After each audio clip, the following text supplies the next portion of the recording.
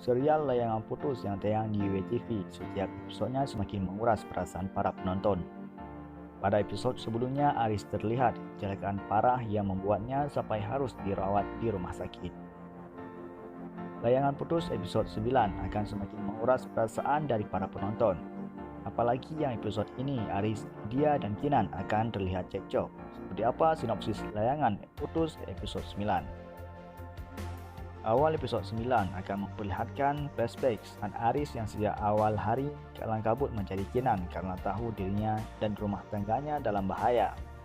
Tidak dapat mengangkat telepon. Ia justru terlalu gegabah untuk mencari Kinan. Akhirnya Aris terlihat kecelakaan lalu lintas. Mobil yang ia kendarai secara ugal-ugalan akhirnya menghalangi jalan truk.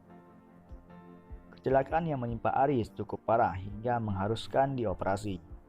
Pihak rumah sakit berusaha menghubungi siapapun yang ada di daftar telepon Aris.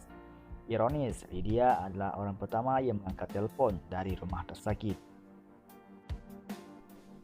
Lydia pun mendatangi rumah sakit dan mengaku sebagai istri Aris, agar Aris bisa segera mendapatkan penanganan.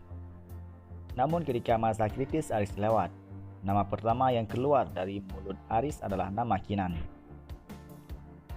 Mendengar hal itu, Lydia langsung merasa sakit hati. Dia pun akhirnya memilih untuk memberikan kesempatan pada Dion untuk mendekatinya kembali. Aris akan nikahi Lydia. Sementara itu, Kinan yang akhirnya mengetahui keadaan Aris memutuskan untuk merawatnya. Melihat kekhawatiran Kinan, Aris merasa percaya diri. Ia berpikir Kinan telah melunak. Rupanya ia salah besar. Ketika Aris berusaha menegur Kinan, Kinan segera berbalik marah dan kembali membahas ketidaksetiaan Aris. Keduanya beradu argumen tanpa ada yang mau mengalah. Tanpa Aris dan Kinan ketahui, Raya mendengar perdebatan itu dari balik pintu. Kedua matanya terlihat berkaca-kaca mendengar kedua orang tuanya yaitu Papip dan Mamim harus ribut. Sementara itu, usaha Dion yang gigih mulai meluluhkan tembok pertahanan Lydia.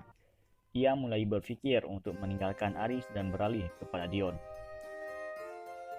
Keadaan ini pun disadari Aris. Ia langsung bergegas datang menemui Lydia di apartemennya. Kinan tidak membiarkan hal ini terjadi.